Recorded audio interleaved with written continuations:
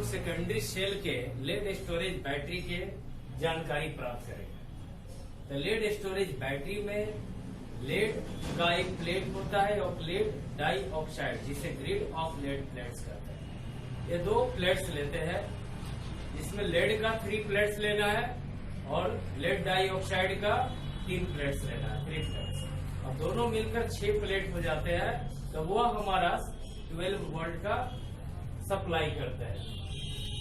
या जो आप देखते हो, या देख लो, यह हमने लेड स्टोरेज सेल या बैटरी को बनाया है। इसमें लेड जो हो गया, लेड का जो प्लेट है वह एनोड का व्यवहार कर रहा है, जबकि लेड डाइऑक्साइड या आपका lead dioxide grid of lead plates इसको कहते हैं, इसको हम लोग कैथोड के रूप में व्यवहार करते हैं। इसके बाद जो हम लोग इसमें इलेक्ट्रोलाइट लेते हैं, सल्फ्यूरिक एसिड का डाइल्यूट सल्फ्यूरिक एसिड लेंगे, जिसमें 38% बाई मास होगा और साथ में 1.3 ग्राम पर सेंटीमीटर क्यूब इसका डेंसिटी होगा।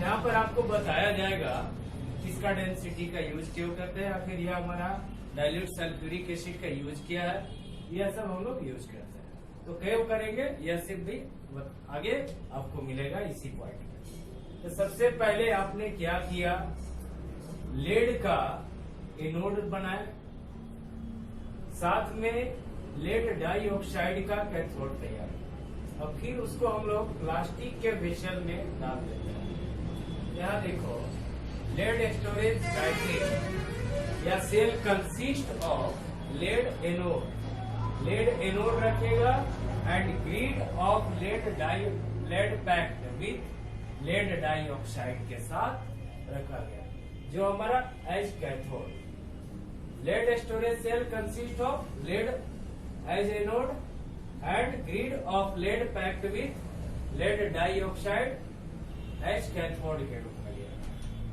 फिर एक सोल्यूशन इसमें लिया गया। सोल्यूशन किसका ले रहे हैं, solution of sulphuric acid 38% mass के द्वारा एंड डेंसिटी 1.3 ग्राम पर cubic centimetre is used as electrolyte and taken in a plastic vessel में इसको रख दिया जाता है।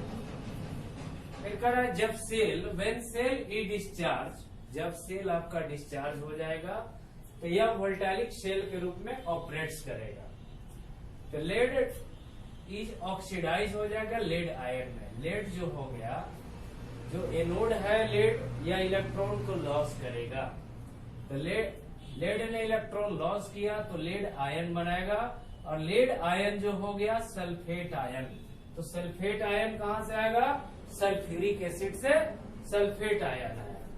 तो यह लेड आयन सल्फेट आयन से कंबाइंस कर जाता है, तो यह लेड सल्फेट इनसोल्यूबल बना देता है, जो हमारा प्रिसिपिटेट है, यानी कि यह आपका सोल्यूबल नहीं होंगे।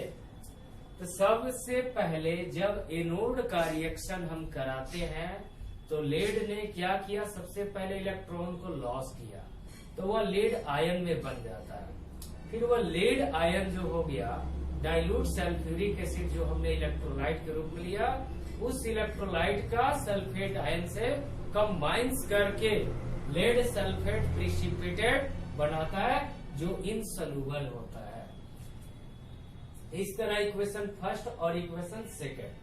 अब इसमें कह रहा कि अब इसे इलेक्ट्रॉन का यूज कहाँ होगा। एनोड ने इलेक्ट्रॉन लॉस किया तो इस इलेक्ट्रॉन का यूज आपका कैथोड में जाएगा, तो जहां पर लेड डाइऑक्साइड जो है उस इलेक्ट्रॉन को गेन करेगा, तो यह लेड आयन बनाएगा, साथ में यह रिडक्शन कर हाइड्रोजन से कंबाइंस करेगा, तो यह हमारा H2O बन जाएगा। तो यह लेड आयन डाइऑक्साइड जो है वह लेड आयन बनाया, जो पुनः आपको लेड आयन सल्फेट आयन से कंबाइंस करके लेड सल्फेट प्रिसिपिटेट बना देता है। तो इस तरह हमारा 4 इक्वेशन तैयार हो जाता है। तो पहला एनोड ने इलेक्ट्रॉन लॉस किया, फिर वह लेड सल्फेट बना देता है, लॉस करने पर आयन, और फिर वह सल्फेट बनाया। वह सल्फेट जो हो गया, तो लेड जो हो गया लेड सल्फेट बना दिया हमारा, साथ में इलेक्ट्रॉन लॉस किया, तो इक्वेशन फर्स्ट और इक्वेशन सेकंड तैयार हुआ। तो इसमें जो इलेक्ट्रॉन हमारा निकल रहा है एनोड के द्वारा, एनोड रिएक्शन पर, तो वह हम कैथोड में यूज कर लेते हैं। तो लेड डाइऑक्साइड का हम ग्रिड बनाते हैं, जो एनोड जो हो गया कैथोड का व्यवहार लेड डाइऑक्साइड करेगा, और वह लेड डाइऑक्साइड जो हो गया यह हाइड्रोजन आयन से कंबाइंस करके सल्फेट आयन के हाइड्रोजन आयन से यह कंबाइंस करेगा और वह लेड आयन बनाएगा। फिर वह सल्फेट से पुनः रिएक्शन करके लेड सल्फेट प्रेसिपिटेट बना देगा। जब इक्वेशन को कंपेयर कर देते हो आप, तो कंपेयर करोगे तो देखो क्या होता है। तो सबसे पहले इलेक्ट्रॉन या आरएचएस में या एलएचएस में, तो ये इलेक्ट्रॉन या कैंसिल हो जाएगा। इसके बाद सबसे पहले पीबी, तो हमने पीबी लिखा, यह हमारा पीबी आयन और यह पीबी आयन दो ठोया हो गया, और यह हमारा एक इधर और एक इधर और एक इधर या इधर, यह इससे कैंसिल कर देंगे और इसको इससे कैंसिल कर दिया गया। यह बचा पीबी, इसके बाद पीबी लेड डाइऑक्साइड बच गया, फिर यह हाइड्रोजन आयन बना बचा आपका, और इसके द्वारा इधर यह बच गया लेड सल्फेट एक यहाँ और एक यहाँ पर, तो यह आपका दो लेड सल्फेट तैयार हो गया, साथ में एक H2O तैयार हो गया। यह हमारा ओवरऑल रिएक्शन हो गया। एक सेल का आपका ईएमएफ जो होती है 2 वोल्ट होती है, ये भी ध्यान रखना है। अगर आपको 12 वोल्ट का बैटरी तैयार करना होगा तो 6 प्लेट हम लेंगे।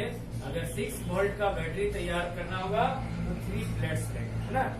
तो इस तरह हम लोग सीरीज में कनेक्ट कर देते हैं, तो वह हमारा 12 वोल्ट या 6 वोल्ट हमारा प्राप्त हो जाता है, और इसको नोट्स करना।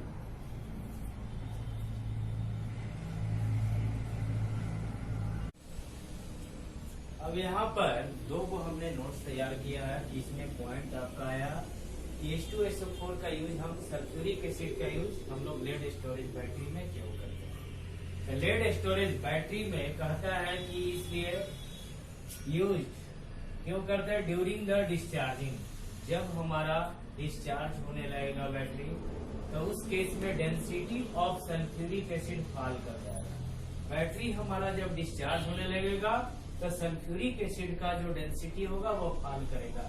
जब डेंसिटी बैटरी का 1.2 ग्राम पर क्यूबिक सेंटीमीटर होगा, डाउन कर जाएगा, बिलो चला जाएगा। इस केस में बैटरी को चार्जिंग रिचार्ज होना जरूरी हो जाता है, अन्यथा बैटरी जो बैठ जाएगी डेड कर जाएगी। इस तरह आपको सल्फ्यूरिक एसिड का यूज आप डिस्चार्जिंग के दौरान चार्ज करने में करते हो। तो कब डिस्चार्ज होगा, जब बैटरी का डेंसिटी 1.2 ग्राम पर क्यूबिक सेंटीमीटर बिलो हो जाएगा, तो उस केस में रिचार्जिंग बहुत ही जरूरी हो जाएगा। केस 2 के अंतर्गत आपको तैयार है पॉइंट, रिचार्जिंग इज पॉसिबल। इस केस में रिचार्जिंग क्यों पॉसिबल है, बिकॉज लेड सल्फेट जो हमारा बन रहा है ड्यूरिंग डिस्चार्जिंग के दौरान, वो आपका सॉलिड होता है और स्टिक टू द इलेक्ट्रोड्स, या लेड आयन जो है लेड आयन बनाया, फिर इसमें सल्फेट से रिएक्शन करके लेड सल्फेट बना देता है, वह हमारा इलेक्ट्रोड पर चिपकना चालू हो जाता है, स्टिक्स कर जाएगा। इसलिए therefore it can be either taken of और गिवन इलेक्ट्रॉन ड्यूरिंग रिचार्जिंग। इसलिए यह जब चिपक जाता है तो रिचार्जिंग के दौरान या तो यह इलेक्ट्रॉन देगा या फिर उसे निकलेगा। इसलिए हम लोग रिचार्जेबल पॉसिबल हुआ और यह सल्फ्यूरिक एसिड यूज करते हैं। तो सल्फ्यूरिक एसिड यूज किए, यह हमारा हो गया लेड स्टोरेज सेल, इसको नोट्स कर लो। फ्रेंड, आज हम लोग न्यूमेरिकल जानकारी प्राप्त करेंगे। न्यूमेरिकल किसके लिए, गैल्वेनिक सेल, इलेक्ट्रोड पोटेंशियल और नर्वेस्ट इक्वेशन, ठीक है। यह तीनों पर आपका न्यूमेरिकल तैयार हो जाएगा एक साथ। तो देखो सवाल हमने पहला तैयार है कि the measured EMF at 25 degree C for the cell reaction. यह एक सेल अभिक्रिया दिया गया है, जिसका विद्युत वाहक बल ईएमएफ जो दिया गया मेजर्ड मापा गया 25 डिग्री C पर। कितना मापा गया है ईएमएफ, सेल का ईएमएफ जो है 1.3 वोल्ट दिया गया है। यहाँ पर जिंक जो है कॉपर सल्फेट से रिएक्शन किया तो यह कॉपर अलग हो जाएगा, प्रिसिपिटेट हो गया और जिंक सल्फेट तैयार होगा।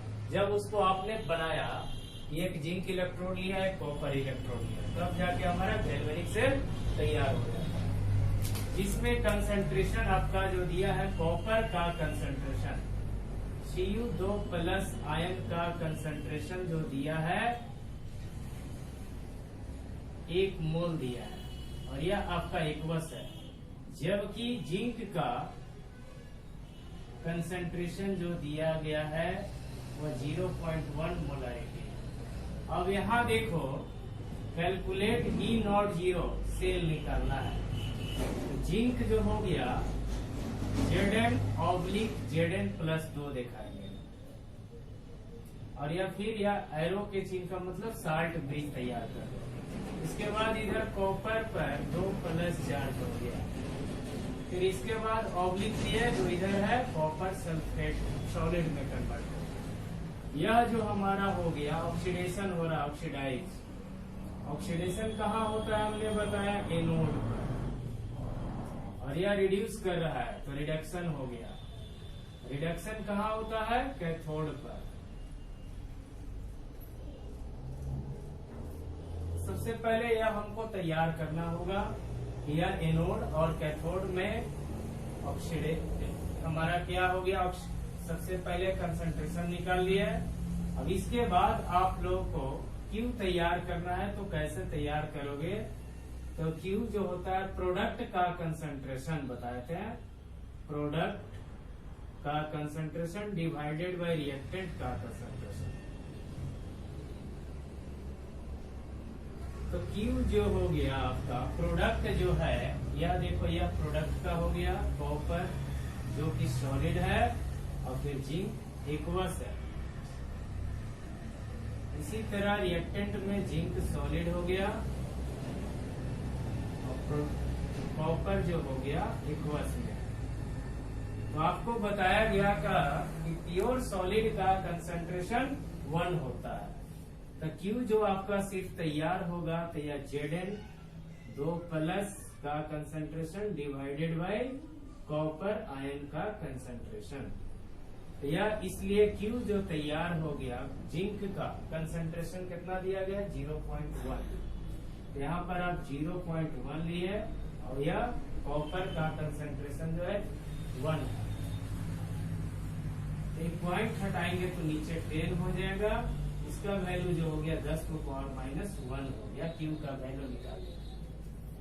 अब आपको निकालना है E0 सेल, तो आपको अकॉर्डिंग टू नर्नेस्ट इक्वेशन हमने बताया, according to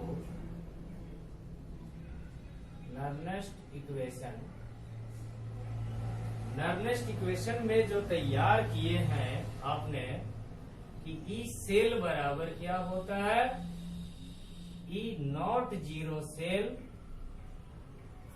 -2.303 RT divided by NF और फिर log Q। तो सबसे पहले एट 25 डिग्री C पर हमने बताया था, 25 डिग्री C या 298 केल्विन पर जो होगा 2.303 RT डिवाइडेड बाई N और F का जो वैल्यू होता है 0.059 होता है, इसका वैल्यू प्राप्त हो गया। अब इसके बाद आपका ट्रांसफर, कितने इलेक्ट्रॉन ट्रांसफर कर रहे हैं, कॉपर 2 था, अब यहाँ पर 0 हो गया, तो कितना इलेक्ट्रॉन का ट्रांसफर हुआ 2 से 0 हो गए, तो वह 2 का। इसी तरह जिंक 0 से 2 हो गए, तो इसलिए N का जो वैल्यू आ गया यह 2 हो गया। यहाँ पर N का वैल्यू और डालेंगे इसका वैल्यू, यह जो हो गया सब चीज का वैल्यू डाल दीजिए। इसके बाद आपका ई सेल हमको निकालना है, सेल रिएक्शन में ईएमएफ ऑफ सेल, और साथ में ई सेल दिया है, सेल का ईएमएफ। ई सेल आपका दिया गया है, यहाँ पर देखो 1.3 वोल्ट दिया। इसका वैल्यू डाल देंगे तो 1.3 equal to E naught zero cell हमको निकालना है ना। ई नॉट जीरो सेल आपको निकालने के लिए बोल रहा है। यहाँ पर डाल दो, ये भी डाल दो कि ई नॉट जीरो सेल आपको ज्ञात करना है। तो यह डायरेक्ट आपको दिखा दिया ई नॉट जीरो सेल। अभी इसको निकालना है माइनस इसका जो वैल्यू है 0.059 डाल दिए और डिवाइडेड बाई n बच गया log q। q का वैल्यू आपने कितना निकाला है 10 to the power minus 1, 10 to the power minus 1, which implied at 1.3 equal to e not zero cell minus 0.059 divided by n का वैल्यू 2।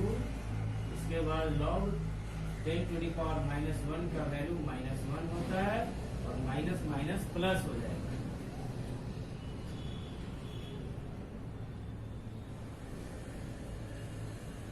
यह प्लस में हो गया, यह आपका हो गया 0.05 का 2 बार में बच गया 1 9, 9 फिर 1 बच गया 5 इतना। अब इसको आप इधर भेज दोगे तो ई नॉट जीरो सेल प्राप्त हो गया 1.3। इसमें आपका 4 को 0 है तो आप ये भी दिखा सकते हो 4 अंक तक। इसके बाद माइनस हो गया 0.0295। अब इसको घटाएंगे, घटा दीजिए 10 में से 5 गया तो 5 बच गया। यह 0 9 हो गया, 9 में से 9 गया 0 हो गया। फिर इसके बाद यह 9 में से 2 गया 7 हो गया, यह हमारा 2 बच गया और यह आपका 1.27 वोल्ट आंसर हो गया। इसको उतार लीजिए नोट्स में। क्वेश्चन प्रश्न जो है कह रहा है कि गिब्स एनर्जी स्टैंडर्ड स्टेट में निकालना है। Calculate Gibbs energy for reaction यह दिया गया है कि कॉपर जो है इलेक्ट्रोड है, एक आयरन इलेक्ट्रोड दिया गया। तो आयरन जो हो गया 0 से ऑक्सीडाइज हो गया, ये ऑक्सीडेशन हो गया, जबकि कॉपर जो है रिड्यूस कर दिया +2 से 0 हो गया। तो दिया गया है कॉपर का रिडक्शन पोटेंशियल, साथ में आयरन का रिडक्शन पोटेंशियल, ठीक है। तो यह आपको सेल रिएक्शन, सेल कंस्ट्रक्शन दिखा दो संरचना। Cu 2 प्लस आयन से Cu हो गया।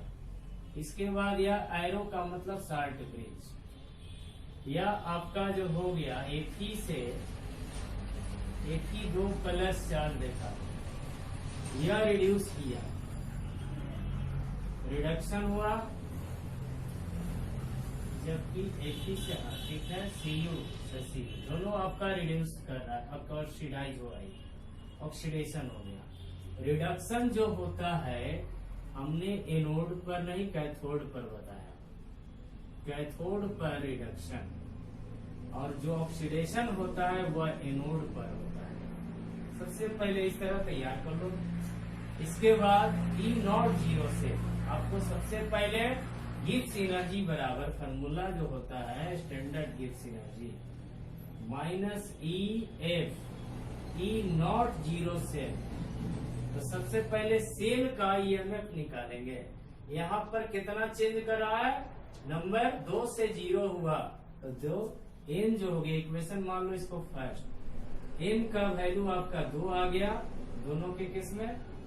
इसके बाद f का वैल्यू कितना होता है 96,500 कूलम होता है, ध्यान रखना। इसके बाद ई नॉट जीरो सेल चाहिए हमको, तो ई नॉट जीरो सेल हमने रिडक्शन पोटेंशियल में कैथोड माइनस एनोड बताया था। तो कैथोड हमारा, कैथोड पर कॉपर है और एनोड पर आयरन है। तो E naught E cell reduction potential cathode minus E anode.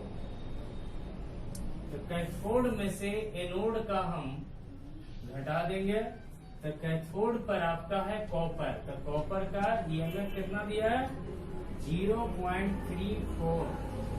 इसके बाद यह माइनस, फिर एनोड, एनोड पर आपका क्या है आयरन, तो आयरन का दिया है 0.44, वो भी माइनस में दिया है, इसको माइनस में दिखाएंगे 0.44, तो यह माइनस माइनस प्लस हो जाएगा, तो 0.34 प्लस 0.44, तो जब ऐड करेंगे तो 4 4 8 हो गया, 4 और 3 7 हो गया, 0.78 वोल्ट E0 सेल आपका तैयार हो गया। तो सारा चीज प्राप्त हुआ, N प्राप्त हो गया, एक प्राप्त हो गया, E0 सेल प्राप्त हो गया। यहाँ से इन तीनों का वैल्यू हम इसमें डालेंगे तो स्टैंडर्ड गिब्स एनर्जी तैयार आपका। फ्रॉम इक्वेशन फर्स्ट से जब चलेंगे तो गिब्स एनर्जी जो है -NF सेल है, गिब्स एनर्जी तैयार हो गया। N का वैल्यू कितना आया है 2, यहाँ 2 लिया, फिर F का वैल्यू 96,500 मल्टीप्लाई कर, इसके बाद E0 सेल 0.78, अब इसको मल्टीप्लाई करो तो गिब्स एनर्जी तैयार हो जाएगा।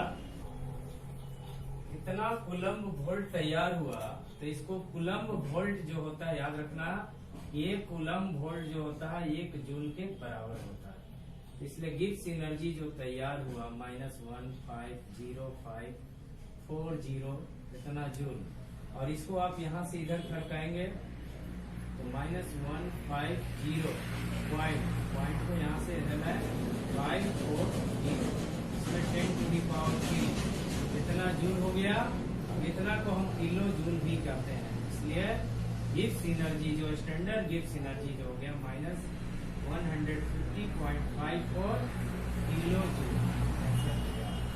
इस तरह हमने गिब्स एनर्जी तैयार कर लेता है, इसको नोट्स कर लो। तो एक और क्वेश्चन बता दें। अब आपका थर्ड क्वेश्चन में कह रहा है कि calculate the equilibrium constant. Equilibrium constant निकालना है इस रिएक्शन के लिए जो 298 केल्विन पर है, जबकि ईएमएफ जिंक का दिया है, साथ में कॉपर का दिया है। तो सबसे पहले आप सेल स्ट्रक्चर तैयार करिए, सेल का स्ट्रक्चर। सब जिंक जो है आपका ऑक्सीडाइज करना है, तो जिंक या एरो इसका ऑब्लिक दे दो, इधर दे दो, जिंक पर 2 प्लस है, फिर 2 को है, इसलिए साल्ट ब्रिज का स्ट्रक्चर। यह हमारा हो गया ऑक्सीडाइज किया, ऑक्सीडेशन, ऑक्सीडेशन आपका एनोड पर। इसके बाद कॉपर उठाते हो, कॉपर आयन से कॉपर में कन्वर्ट किया, यह रिडक्शन हो गया। और यह रिडक्शन जो होता है कैथोड पर होता है, यह ध्यान में रख लो, एक एनोड पर दूसरा कैथोड पर। तो यह दोनों का ईएमएफ दिया है, ईएमएफ ऑफ सेल। तो E0 सेल निकालो, क्या होता है E0 cathode minus E0 anode. Cathode पर कौन है कॉपर, तो कॉपर का वैल्यू है 0.34 माइनस, फिर यह इसका एनोड पर यह -0.76। अब यह माइनस है इसका वैल्यू, तो माइनस नहीं, तो माइनस माइनस प्लस हो गया है।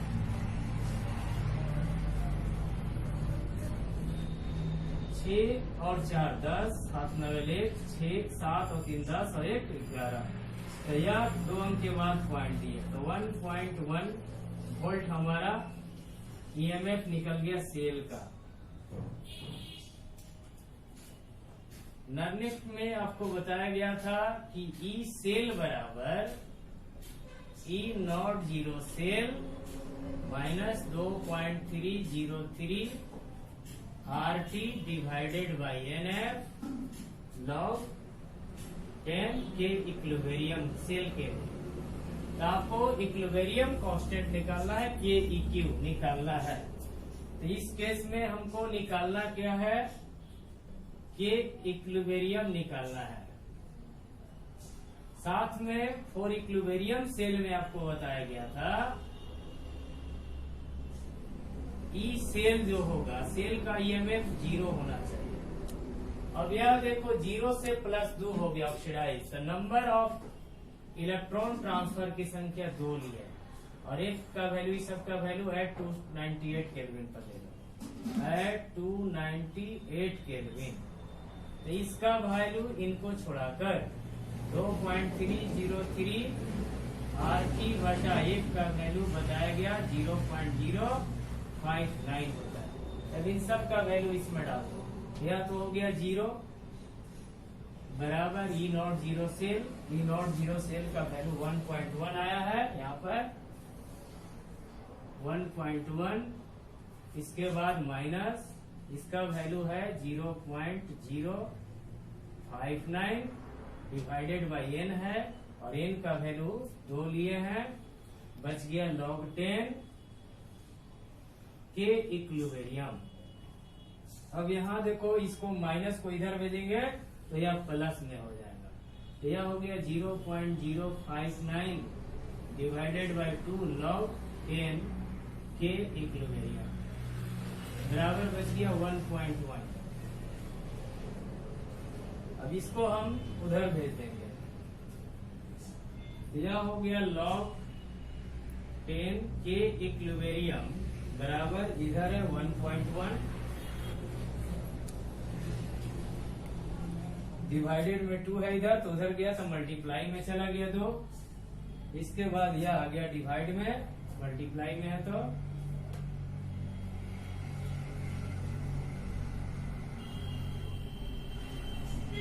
यह हो गया 2.2 डिवाइडेड बाई 0.059। अब इस लॉग को उधर भेजेंगे तो एंटी लॉग में हो जाएगा।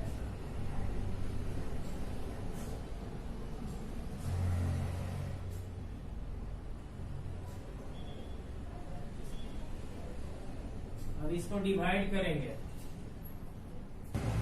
यहाँ पर 2.2 को 0.059 से डिवाइड करेंगे तो 37.29 आ जाएंगे।